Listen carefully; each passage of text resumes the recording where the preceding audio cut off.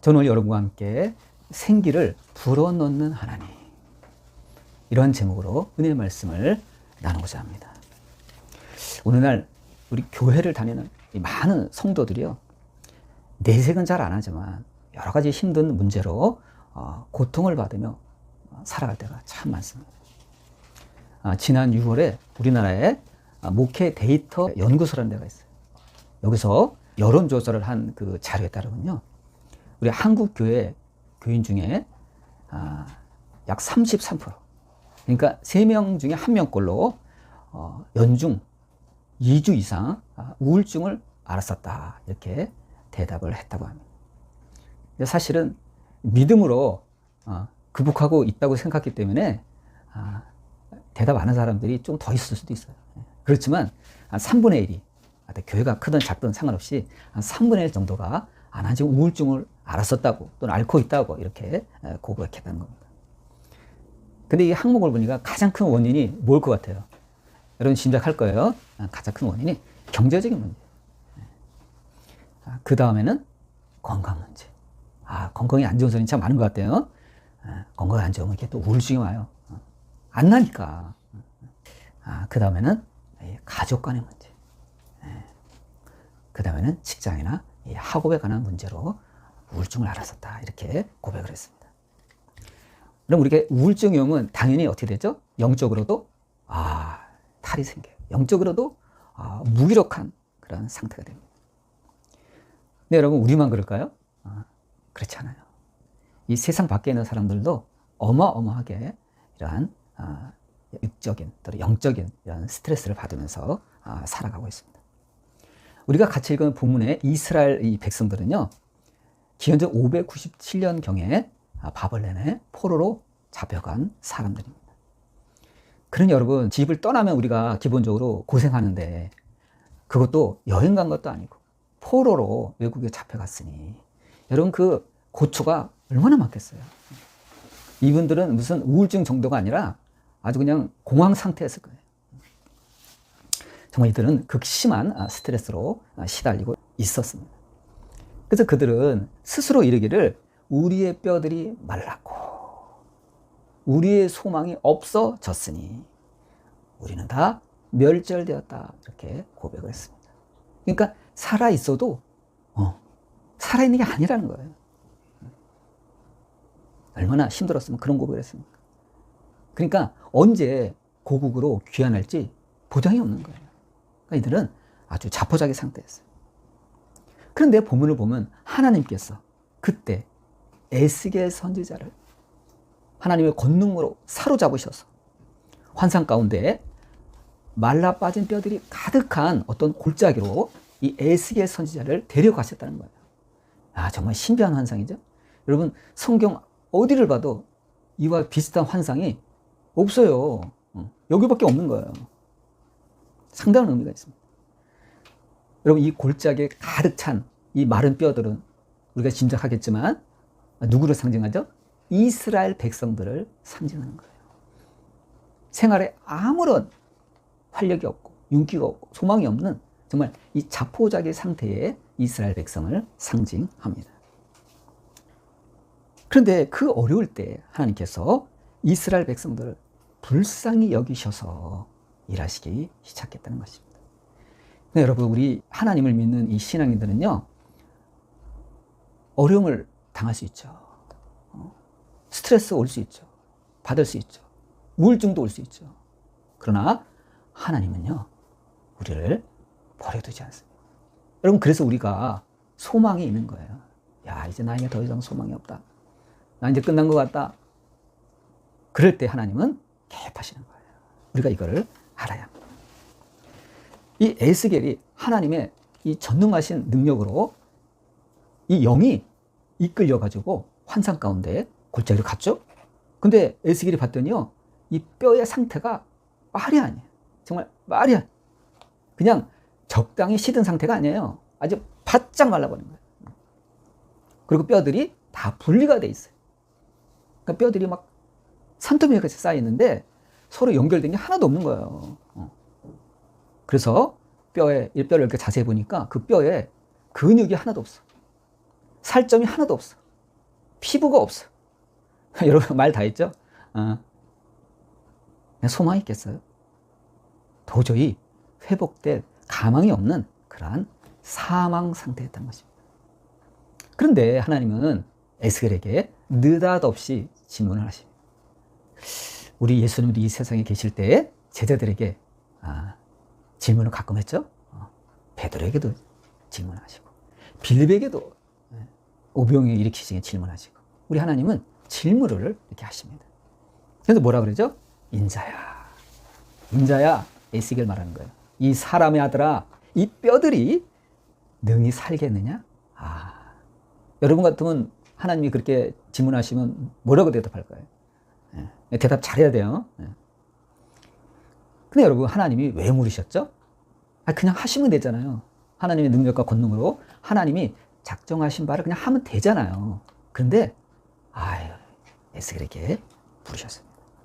그거는요, 하나님이 본격적인 사역을 하시기 전에 인간으로 하여금 다시 한번 확인시키시는 겁니다. 그러니까 그 뼈들이 가득 찬 그 골짜기, 그 현장에 증인이 누구예요? 에스겔이에요. 에스겔을 증인을 시키고자 에스겔을 데리고 오신 겁니다. 그러니까 다시 말해서 뭐예요? 이 마른 뼈가 다시 살아날 수 있었던 것은 인간의 힘으로 저절로 또는 우연히 된 게 아니라는 겁니다. 이렇게 하나님은요, 꼭 확인을 시켰어요. 아마 후세 사람들을 위해서 확인시키신 것 같아요. 에스겔의 그 이성과 경험으로 볼 때 이 마른 뼈들이 다시 소생할 가능성은요, 제로입니다. 제로예요. 죽은 뼈가 다시 살아난다는 거 한 번도 본 적도 없고 들은 적도 없어요. 에스겔이 산 증인이 되는 거예요. 그래서 에스겔은 이렇게 고백을 합니다. 주 여호와여, 주께서 아시나이다. 참 지혜로워요. 보통 사람 같으면 주님, 아니 이 뼈가 살아날 수 있겠습니까? 저 같으면 힘들다고 봅니다. 아마 그럴 거예요. 그런데 이 에스겔은 여호와여, 주께서 아십니다. 대답이 참 지혜로워요. 이 대답은 뭐예요? 다시 얘기하면 이 뼈들이 다시 살아날 수 있는 그 생명의 주권은 오직 하나님이 쥐고 계시다는 그런 대답이에요. 참 지혜로워요. 여러분, 우리 하나님은요, 이처럼 하나님의 주권을 인정할 때 하나님께서 비로소 일하시기 시작합니다. 여러분, 이거 쉬운 거 아니에요. 이것도 믿음이 있어야 대답하는 거예요. 에스겔이 그래도 하나님께서 주신 믿음이 있었기 때문에 주 여호와여, 주께서 하십니다. 이 생명이 살아날 수 있는 주권적인 능력은 하나님만 갖고 계십니다. 이렇게 대답할 수 있었던 것입니다. 여러분, 하나님은 이 역사를 움직이실 때 두 가지로 움직여요. 두 가지. 첫째는 인간의 도움을 전혀 필요로 하지 않고 이 역사를 움직이실 때가 있습니다. 그건 뭐죠? 세상을 창조하실 때. 여러분, 인간의 도움을 받았나요? 아니죠. 인간이 피조물인데 무슨 도움을 받아요? 하나님이 스스로 알아서 다 이렇게 만들고 창조하셨습니다.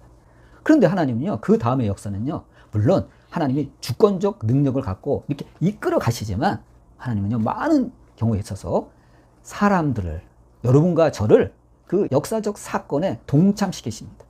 증인으로 삼든지 아니면 사람을 기꺼이 그 역사에 동참시킨다는 거예요. 이게 여러분 중요한 거예요. 그 누구를 위한 거죠? 우리를 위한 거예요. 잘 기억해둬야 돼요. 너 확인했지? 이 뼈 살아날 가능성이 없지? 이렇게 하나님께서 확인시키시는 겁니다. 그럼 여러분, 우리는요, 하나님 앞에서 솔직해야 돼요. 나한테 무슨 가능성이 있는 척 하지 말아야 돼요. 여러분, 내가 이 세상 살면서 여러 가지 어려운 이 세상의 문제로 인하여 내 영혼이 어느새 황폐해집니다. 황폐해져요. 나도 모르는 사이. 그리고 내 힘으로는 도저히 해결하기 어려운 마른 뼈와 같은 문제들이 막 툭툭 불거지는 거예요. 정말 이럴 때 어떻게 할 거예요? 이럴 때 우리는 어떻게 해야 됩니까? 하나님께 갖고 나아가야 돼요. 그리고 에스겔처럼 고백해야 돼요. 솔직히. 하나님, 나의 이 문제 주께서 아시나이다. 주께서 아시나이다. 이럴 때 하나님은요, 절대로 이 마른 뼈와 같은 상태인 이 나의 심령을, 우리의 삶의 현장을 절대로 모른 채 하지 않고 일하시기 시작한다는 것입니다. 우리가 여러분 이걸 알아야 돼요. 그래서 이럴 때 하나님은 에스겔에게 이 마른 뼈들을 향해 하나님의 말씀을 대언하시게 하십니다. 여러분 대언이 뭐죠? 대신 예언하는 거예요. 대신 선포하는 거예요. 여러분 하나님이 이렇게도 돼요. 예를 들어서 마른 뼈들아 일어나라. 너희들 소생하라. 이렇게 할 수 있어요. 얼마든지. 하나님이 말 못하시겠어요? 한 말씀만 하면 다 다다닥 일어나는 거죠. 근데 하나님이요 기꺼이 아까 말씀했듯이 우리를 동참시키는 걸 하나님 기뻐하세요. 동참하는 걸 좋아해요. 하나님이. 그래서 이 에스겔에게 시킵니다. 에스겔아 너 내가 말하는 대로 네 입으로 직접 대언을 해. 이렇게 시키시는 거예요. 그래서 여러분 성경을 보면 에스겔이 어떻게 돼요? 하나님이 시키시는 대로 이 마른 뼈들 향하여 대언을 했어요. 마른 뼈들에게 대언을 한 거예요. 하나님 시키는 대로 했더니 어떻게 돼요? 막 아무런 소망이 없고 기척도 없고 그냥 무더기로 쌓여 있었던 그 뼈들이 어떻게 된다는 거예요? 막 소리가 나더니 더그럭더그럭 소리가 나더니 뼈들이 막 서로 연결이 되는 거예요. 막 갈비뼈들이 연결이 되고 팔의 뼈들이 연결이 되고 손의 뼈들이 연결이 되고 더그럭더그럭 하면서 소리를 내면서 그 앞에서 막 연결이 돼서 사람의 형상이 갖춰지는 거예요. 여러분 정말 엄청난 사건입니다. 이거는 그냥 뼈들이 다 조각조각 분리돼가지고 이 산더미처럼 쌓여 있었는데 이 뼈들이 막 움직이더니 막 자기들끼리 막 움직이더니 막 촉촉촉촉 붙는 거예요. 근데 뼈만 붙는 게 아니야. 이 뼈 사이에 어떻게 돼요? 막 힘줄이 생기고 근육이 붙고 그다음에 피부가 생기고 막 살가죽이 다 붙는 거예요. 그랬더니 온전한 사람의 형태가 되는 겁니다. 여러분 신기하지 않아요? 여러분 이게 놀라운 사건이에요. 여러분 그럴 수도 있다가 아니에요. 여러분 이거는 놀라운 사건이에요. 그런데 뭐가 하나 빠져 있어요. 그게 뭐죠? 그 다음에 가만히 있는 거예요. 막 뼈들이 붙고 막 심줄이 생기고 막 살이 덮이고 막 이건 좋았어. 근데 가만히 있는 거야. 진행이 안 돼요. 가만히 있는 거야. 그럴 때 하나님께서 한 말씀을 더 하십니다. 왜요? 그 속에 생기가 없은 거예요. 여러분 아무리 인간적으로 겉모습이 갖춰졌어도 이 생기가 들어가지 않으면 뭐죠? 그건 시체예요. 여러분 사람이 죽으면 그 시체 머리부터 발끝까지 형상이 다 있죠. 그런데 아무리 건드려도 반응이 없어요. 여러분 죽지 않고 기절만 해도 아무리 건드려도 반응 없어요. 아무리 흔들어도 반응 없어요. 그래서 막 사람들이 흔들잖아요. 막 뺨도 때리잖아요. 야 정신 차려. 막 뺨도 때리고 막 흔들기도 하고 막 그러잖아요. 인공호흡도 시키고. 여러분 생기가 없으면요 그건 사람이 아니에요. 그냥 시체예요. 그런 상태였다는 거예요. 그랬더니 하나님이요 에스겔에게 다시 명령하십니다. 에스겔아 한 번 더 대언하라. 뭐예요? 생기야. 사방에서부터 와서 이 죽임을 당한 자들에게 불어서 살아나게 하라. 그 말을 똑같이 합니다. 그랬더니 어떻게 돼요? 어디에서부터인지 갑자기 사방에서 막 생기가 불어와가지고 그 시체처럼 널브러져 있는 그 사람의 형상 속에 막 생기가 들어가는 거예요. 그랬더니 이 시체같이 널브러져 있던 이 사람의 형상들이 벌떡 일어나가지고 막 붕대처럼 살아나는 거예요. 여러분 굉장한 광경입니다. 정말 이럴 수가 있어요? 큰 군대가 됐어요. 어엿한 마른 뼈들이 어엿한 막 이렇게 행진하는 막 군대가 된 거예요. 여러분 기계나 무슨 전자제품이나 심지어 자동차까지도 다 뭘로 가는 거야? 사실은 다 전기로 가는 거예요. 여러분 전기를 넣어주지 않으면 그거는요 진짜 장난감에 불과해요. 아무짝에도 쓸모가 없어요. 모든 제품이 여러분 전자화 될수록 더 필요한 게 뭐죠? 앞으로 전기가 더 필요한 거예요. 그래서 발전소도 더 많이 줘야 되죠. 나라들마다 지금 하도 전기를 잡아먹으니까. 마찬가지예요. 여러분 사람이 이 작동을 하려면 뭐가 들어가야 돼요? 하나님께서 주시는요 생기가 들어가요. 생기. 하나님이 아담을 창조하실 때 그 코에 뭘 집어넣었더니 하나님이 생기를 불어넣었다. 생기를 불어넣으니까 비로소 생명이 됐다. 우리도 마찬가지예요. 여러분 이게 걸어다니는 것 같아도 여러분 이 생기가 없는 사람은요 아무짝에도 쓸모가 없어요. 생기가 들어가요. 근데 그 생기를 넣어주는 그 원천이 누구라는 거예요? 하나님이라는 거예요. 여러분 이걸 사람들이 모르고 살아요. 그러니까 사람들이 교만한 거예요. 내가 내 힘이 있어 내가 건강해서 사는 것 같은데 아니에요. 여러분 결정적으로 어떻게 돼요? 하나님이 그 속에 생기를 불어넣어 주시는 거예요. 여러분 뒤집어 얘기하면 하나님이 그 사람에서 그 생기를 도로 회수하면 어떻게 되죠? 회수하면 그냥 죽는 거예요. 그냥 쓰러지는 거예요. 마치 전기가 나가듯이 올 수도 이렇게 되는 거예요. 참 신기한 거예요, 여러분. 여러분, 우리가 오늘 이렇게 숨 쉬고 살아있는 것도 하나님이 일을 안 하시는 게 아니에요. 우리의 생명을 지금 떠받치고 있는 거예요. 떠받치고. 저는 요새 건강이 안 좋은데요. 아주 몸이 피곤해요. 자도 잔 것 같지 않아요? 여러분, 그 상태라도 여러분 하나님께서 여러분의 생명을 지금 떠받치고 있기 때문에 그 상태라도 여러분 그나마 유지하고 있는 거예요. 하나님 회수하면 쓰러지는 거예요. 죽는 거예요. 감사하시기 바랍니다. 하나님이 여러분을 지탱하고 있는 거예요. 여러분, 세상의 이 위로나 또는 어떤 조건의 변화는 우리의 삶에 이 살과 가죽을 입혀줄 수는 있어요.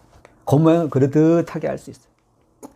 그러나 내 영혼을 여러분 소생시키는 근본적인 힘은 하나님의 말씀이에요.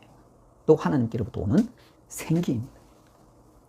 하나님께서 생기를 불어넣으실 때 우리의 몸과 영이 여러분 살아나는 거예요. 이처럼 하나님은 에스겔 선지자를 통해서 아무런 소망이 없는 마른 뼈와 같던 이스라엘 백성들에게 하나님께서 소망을 불어넣으신 거예요. 그러면 여러분, 우리는요 나의 입술에서 걷어낼 게 있습니다. 그건 뭐예요? 나의 입술에서 입 조심하라 그러죠. 네. 말 조심하라 그러죠. 세상 사람들도. 여러분, 믿지 않는 사람들도 그래요. 여러분, 말 조심하라고, 입 조심하라고. 하물며 여러분, 우리 믿는 사람들은요 말할 것도 없어요. 그래서 우리가 이 본문을 보면 우리가 뭘 배울 수 있죠? 우리 입술에서 낙심의 언어, 한탄의 언어를요 걷어내야 돼요. 여러분, 우리가 현실이 어렵다는 건 누구나 다 압니다. 우리뿐이 아니라 세상을 살아가는 사람, 모든 사람은요 현실에 벽이 있어요. 그래서 오죽하면 인생은 고다 그랬죠. 인생은 고예요. 힘들어요. 그렇지만 하나님은 우리의 입술에서 낙심과 한탄의 언어를 먼저 걷어내시기를 원하세요. 그리고 대신 에스겔처럼 나에게 약속된 하나님의 말씀을요 선포해야 돼요. 낙심이 들 때마다 누구를 향해서? 나 자신을 향해서 믿음의 언어, 하나님의 말씀을요 선포해야 돼요. 뭐라고 해야 돼요? 하나님 뭐라고 했죠? 생기야, 나에게 불어서 살아나게 하라. 와. 여러분, 세상 살다 보면 힘 빠질 때 있어요. 그럴 때마다 여러분 셀프 컨트롤 해야 돼요. 누가 여러분 도와주지 않아요? 여러분 세상이 그렇게 친절해요? 아니에요, 여러분. 여러분 스스로 여러분의 마음의 밭에 에스겔이 이 마른 뼈들을 향하여 소리친 것처럼 하나님의 말씀을 전해야 됩니다. 누구에게? 나에게 스스로 전해야 돼요. 생기야, 나에게 불어서 살아나게 하라. 이렇게 명령해야 됩니다. 그럼 어떻게 되죠? 우리의 영혼이 살아나는 거예요, 여러분. 우리 영혼이 소생하는 거예요. 여러분, 기적을 맛보고 싶으세요? 그러면요 성경의 말씀대로 우리가 해야 됩니다. 아무개야 하고 자신에게 얘기해야 돼요. 환경을 바라보면서 나에게 소망이 없다 이렇게 말하지 말고 14절 말씀처럼 선포해야 됩니다. 하나님의 영이 나를 살아나게 할 것이다. 하나님의 영이 나를 살아나게 할 것이다. 이렇게 약속의 말씀의 대언을 해야 됩니다. 우리 한번 같이 해볼까요? 하나님의 영이 나를 살아나게 할 것이다. 시작. 하나님의 영이 나를 살아나게 할 것이다. 잘했어요, 여러분. 이 말씀 한마디 한마디를 나한테 할 때 내게 하나님의 영이 역사하는 거예요. 여러분, 에스겔이 하나님이 시키는 대로 하니까 바로 역사되잖아요. 죽었던 아무런 소망이 없는 마른 뼈들이 막 다 살아나가지고 하나님의 군대가 되잖아요. 여러분, 하나님의 그 말씀의 능력은요 정말 위대해요. 정말 위대해요. 그래서 우리가 이 신앙생활 할 때 말씀 따로, 나 따로, 이론 따로, 행동 따로 이러면 안 돼요, 여러분. 신앙에 이 힘이 없어. 그럼 여러분, 이 말씀의 원리를 우리가 적용해야 돼요. 적용해야 돼요. 실제로 생기가 들어가서 그 살아난 자들의 모습이 10절에 기록되어 있어요. 그들이 곧 살아나서 서는데 그게 큰 군대더라. 와, 얼마나 대단한지 큰 군대가 됐다 그랬어요. 우리는 하나님이 이 마른 뼈와 같은 이스라엘 백성을 다시 살려내신 목적을 알아야 됩니다. 왜 그랬죠? 그거는 단지 건강해져라? 그거 아니에요, 여러분. 이스라엘 백성들이 요즘 이 노동에 찌들려서 건강하지 못한 것 같아. 그러니까 내가 너네들을 건강해 해야겠어. 건강하게 하려고 여러분 그렇게 회복시키신 거 아니에요. 그건 너무 수준이 낮아. 배부르게 하려고, 잘 먹고 잘 살게 하려고 한 거? 그것도 되지만 그것도 수준이 좀 낮아. 진짜는 뭐예요? 이 바벨론의 포로에서 벗어나서 고국으로 돌아가게 하는데 하나님께서 이 마른 뼈와 같은 이스라엘 백성을 살리신 목적이 있는 것입니다. 우리 하나님의 목적은요, 커요. 이 스케일이 커요. 우리가 생각하는 것보다 항상 커요. 바로 그들을 포로 상태에서 아무런 소망이 없이 절망 가운데 살아가던 그들을 다시 이렇게 세워서 꿈에 그리던 고국 이스라엘 땅으로 돌아가게 하려는데 하나님의 거대한 목표가 있었던 것입니다. 그러면 여러분, 우리도 더는 이 무기력한 상태에서 머물지 말아야 돼. 하나님께서 조금도 기뻐하지 않으세요. 알아. 너희들 상황이 현재 어려운 거 알아. 하나님도 아세요.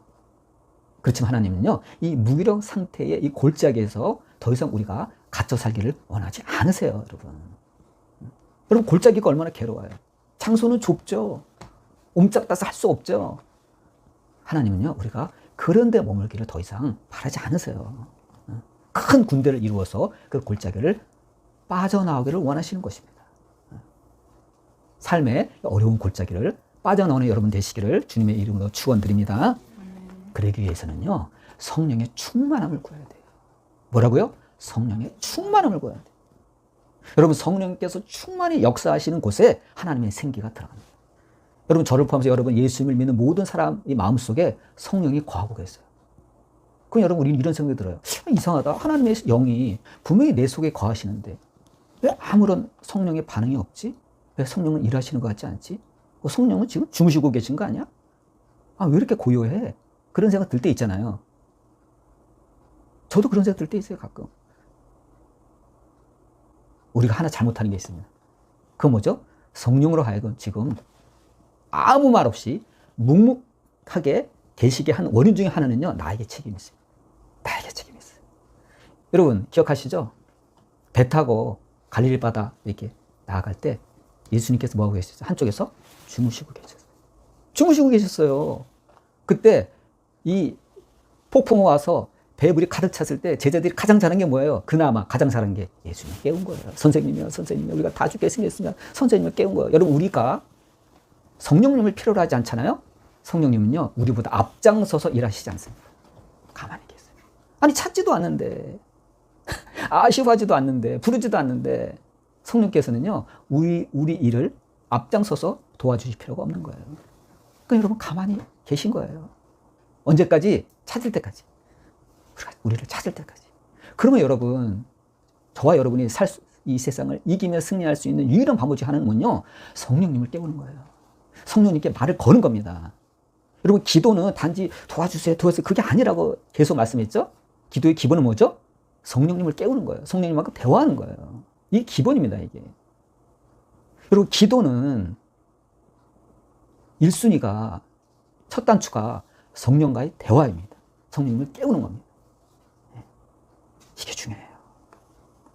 그러므로 성령 충만하라는 거예요. 성령으로 충만하라는 거예요. 성령이 충만한 곳에 성령께서 일하기 시작하는 거예요. 네가 나를 필요로 하는구나. 네가 나를 대화하길 원하는구나. 네가 나를 인정하는구나. 네가 나의 뜻을 실현하길 원하는구나.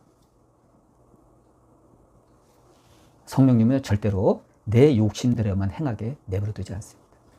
성령님은요, 공정하세요. 성령님은 내가 잘못 생각했을 때 바로 교정해 줍니다. 내가 먼저 하나님의 나라와 하나님의 의를 구하게 합니다. 굉장히 중요합니다. 성령께서 역사하실 때 마른 뼈와 같은 우리가 살아나게 되는 거예요. 그럼 여러분, 우리가 에스겔처럼 이 대언의 말씀을 과감하게 선포할 때 먼저 우리의 신령이 살아나는 거예요. 또 우리 가정이 살아나는 거예요. 우리 교회가 살아나는 거예요. 그러면 여러분, 하나님이 시키시는 대로 이 에스겔처럼 이 믿음의 언어, 하나님의 말씀을 선포해야 됩니다. 나에게도 선포하고, 우리 가정에도 선포하고, 내가 다니는 직장에도 선포하고, 이 나라에도 선포하고, 선포해야 됩니다. 그러면 하나님께서 일하시는 거예요. 마른 뼈와 같이 아무런 소망이 없는 그 뼈도 하나님의 군대로 하나님께서 변화시키는 겁니다. 그러면 여러분, 주님께서 이 12절과 14절에서 이런 말씀을 하세요. 너희 무덤을 열고 나오게 하며 내 영을 너희 속에 두고 살아나게 하리라 약속하시는 거예요. 여러분, 우리를 짓누르는 이 절망의 영, 이 무기력의 무덤은요, 하나님의 말씀과 성령의 역사로 비로소 열리게 되는 거예요. 그러면 여러분, 하나님이 너무 늦었어 라는 낙심을 버리십시오. 여러분, 하나님 앞에서는요, 너무 늦은 때가 없어요. 여러분, 모세도 80세 때에 하나님께서 쓰기 시작하셨습니다. 하나님 앞에서는요, 너무 늦은 거는 없어요. 너무 늦은 때는 없는 거예요, 여러분. 아무쪼록 여러분의 가정과 일터에서 하나님의 생기가 임하시기를 축원합니다. 성령의 역사로 말미암아 마른 뼈와 같던 여러분의 육신과 마음이 되살아나고 하나님의 군대로 당당히 일어서는 저와 여러분 되시기를 주님의 이름으로 축원드립니다. 기도하시겠습니다.